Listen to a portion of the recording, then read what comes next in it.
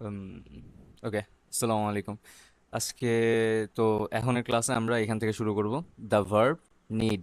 এই যে নিড যে শব্দটা আছে, এই যে ভার্বটা আছে, এই ভার্বের ইউসেজ বা এর যে বিভিন্ন ফর্ম আছে, এগুলো কিভাবে কিভাবে ইউজ হয়। তো এখানে দেখো, the verb need is followed by the infinitive only if the animate কিছু একটা লেখছে। আচ্ছা, যাই হোক, আমরা এগুলো বাদ দিই, আপাতত আমরা রুলিংস দেখলে বুঝে যাবো। Animate being as subject. Animate being মানে তোমার যে, মানে যে ইয়াগুলো আছে, যেসব সাবজেক্টগুলো আছে, ওই সাবজেক্টগুলো যদি এনিমাল হয় বা জীবিত হয়। কি হয়? জীবিত বানান ভুল লিখছি নাকি উল্টা লিখছি? এরকমই হবে মনে হয়। জীবিত। আচ্ছা। তো সে যদি এনিমেট বিং হয় বা জীবিত হয়, তখন সে যদি সাবজেক্ট হিসেবে বসে, তখন ভার্ব প্লাস ইনফিনিটিভ হবে। যেমন আমরা একটু দেখি। এ দেখো, জন অ্যান্ড হিজ ব্রাদার। নিডের পরে কি বসছে? এই ভার্বের সাথে একটা টু বসছে বা ইনফিনিটিভ বসছে। তার মানে আমরা যদি জানি সাবজেক্ট যদি অ্যানিমেট হয় বা হলো কোনো একটা জীবিত বস্তু হয়, জীবিত কিছু হয়, তারপরে যদি কোনো একটা ভার্ব বসে, সেই ভার্ব যেটা আছে, সরি, তারপরে যদি নিড আসে, সরি নিড আসে, এরপরে যে ভার্বটা আছে, এই ভার্বের সাথে অলওয়েজ কি যুক্ত হবে? টু যুক্ত হবে বা ইনফিনিটিভ হবে। তারপর দেখো, ইনএনিমেট বিংস বা ইনএনিমেট অবজেক্টস অ্যাজ সাবজেক্ট, মানে কোনো ওই যে ইনএনিমেট যদি কোনো কিছু থাকে যেগুলা মানে জীবন্ত না, হ্যাঁ, ওই টাইপের যে জিনিসপত্রগুলো যেগুলো লড়তে পারে না, চড়তে পারে না, এই টাইপের যে জিনিসপত্রগুলো আছে, সেগুলো পরবর্তীতে যে ভার্ব যদি নিড বসে, এই নিডের পরে যে ভার্বটা বসবে, সেই ভার্বটার ক্ষেত্রেও কি বসবে?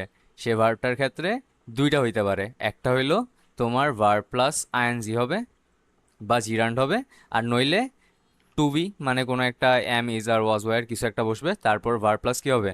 পাস্ট পার্টিসিপল হবে। যেমন এদিকে দেখো, দ্য গ্রাস। দ্য গ্রাস কি? এখানে গ্রাস কি কোনো এনিমেট বিং? না, এগুলা ইনএনিমেট বিং। হ্যাঁ, তুমি এখন সাইন্টিফিক্যালি এটারে এনিমেট বিং বলতে পারো, তবে আমরা এখন সায়েন্স পড়তেছি না, আমরা বলতেছি কি, আমরা বলতেছি ইংলিশ।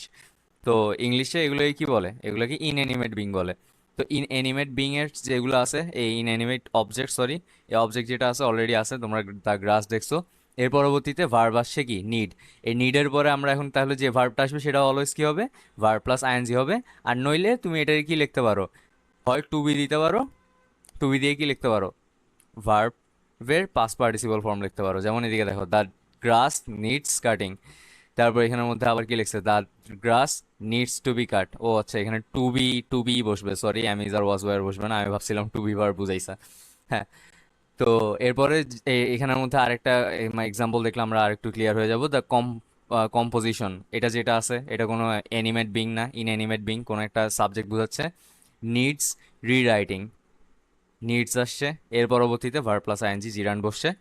আর যদি তোমার নিডস এর পরে যদি এটা চাও যে অন্যভাবে লিখতে, তাহলে তুমি কিভাবে লিখতে পারো? The composition needs to be written. Written কি এখানে? V3। ওকে। আচ্ছা। তারপর নিডের আরেকটা ফর্ম আছে, ইন নিড অফ। হুম। তো ইন নিড অফ থাকলে কি হবে? সাবজেক্ট প্লাস বি যদি থাকে, তাহলে in need of plus always কি থাকবে? একটা নাউন থাকবে। হুম। এটা তোমরা হালকা পাতলা এক্সারসাইজ করে ফেলবা। আর এখানের মধ্যে তোমরা দেখতেই পাইতেছো, সাবজেক্ট প্লাসের পরে যদি তোমার কোনো একটা বি ভার্ব থাকে, এরপরে যদি ইন নিড অফ থাকে, তখন এটার পরে অলওয়েজ কি বসে? নাউন বসে। বুঝাইতে পারছি? তো এই টাইপের এই রুলিংসগুলো তোমরা কোন ক্ষেত্রে কাজে লাগবে? ধরো তোমার এরকম একটা কোনো কোয়েশ্চেন দিছে, হ্যাঁ, যে মানে আই ইট গ্রাস দেখলাম, আমি ধরো লিখলাম, আমি ইচ্ছা মতো কোনো একটা মানে লিখলাম, হ্যাঁ। তো এখন এই যে ইটের পরে এই যে গ্রাস যেটা আছে না, এটা তোমার ব্ল্যাঙ্ক করে দিল, ধরো ব্ল্যাঙ্ক করে দিয়ে তারপর এখানের মধ্যে তোমার অপশন দিল। হ্যাঁ, এই অপশনের মধ্যে একটা হইলো যে তোমার নাউন, একটা হইলো প্রোনাউন, একটা হইলো অ্যাজেক্টিভ, আর একটা হইলো ধরো প্রিপোজিশন। তো তাইলে এখানের মধ্যে কি বসবে? তুমি খুব ভালো মতোই জানো রুলিংস অনুযায়ী কি আসবে। সাবজেক্টের পরে যদি কোনো বিভার্ব থাকে, তারপরে যদি ইন নিড অফ আসে, এর পরবর্তীতে অলওয়েজ কি আসবে? নাউন আসবে। রাইট। আর এই যে এটা হলো যে তোমার ওই প্রিপোজিশনাল ফ্রেজ বলতে পারো, cause of plus noun. Right. তো ওইভাবে তোমরা হালকা পাতলা নিজের মতো টেকনিক্স খাটায় মনে রাখবা। আর অফের পরে সাধারণত নাউনই আসে, নাউন বা প্রোনাউনই বসে। হুম। আচ্ছা, তো ইন নিড অফ এর পরে সর্বসময় মানে সবসময় কি বসবে? নাউন বসবে। তো এখানে চারটা অপশনের মধ্যে যেখানে নাউন দেওয়া থাকবে, ওইটা সুন্দর মতো এখানে বসাই দিবা।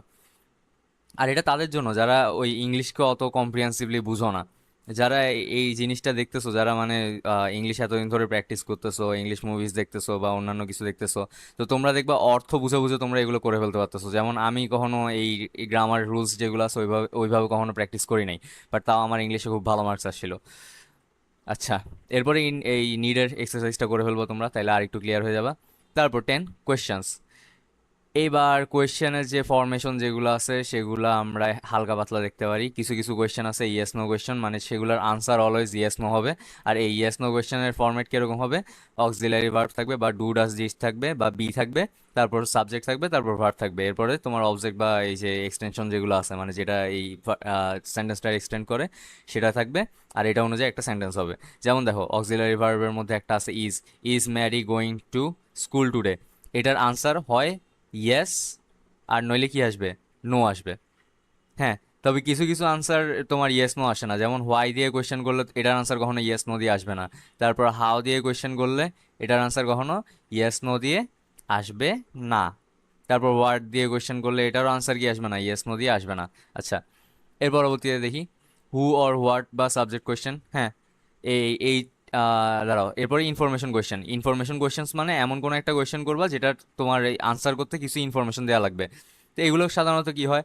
এগুলো সাধারণত এই হু, হোয়াট, তারপর হলো যে হাউ, হোয়াই, এই টাইপের যে এই টাইপের যে ওয়ার্ডগুলো আছে, ডাব্লিউএইচ কোয়েশ্চেন যেগুলো আছে, এগুলো দ্বারা যেসব মানে কোয়েশ্চেনগুলো হয় সেগুলোর একটা ইলাবোরেট আনসার দেওয়া লাগে। হ্যাঁ, কোনো একটা নাম বলা লাগে বা কেমনে হইছে বলা লাগে বা কোন জিনিস সেগুলো বলা লাগে, রাইট? আর এগুলো খুব একটা বেশি ইম্পর্টেন্ট না, তো আমি হালকা পাতলায় স্কিপ করে যাচ্ছি। তো এই ক্লাসে এতটুকুই। এর পরবর্তীতে আমরা যেটা করবো, আমরা এমবেডেড কোয়েশ্চেন থেকে করা শুরু করব, ঠিক আছে? আসসালামু আলাইকুম।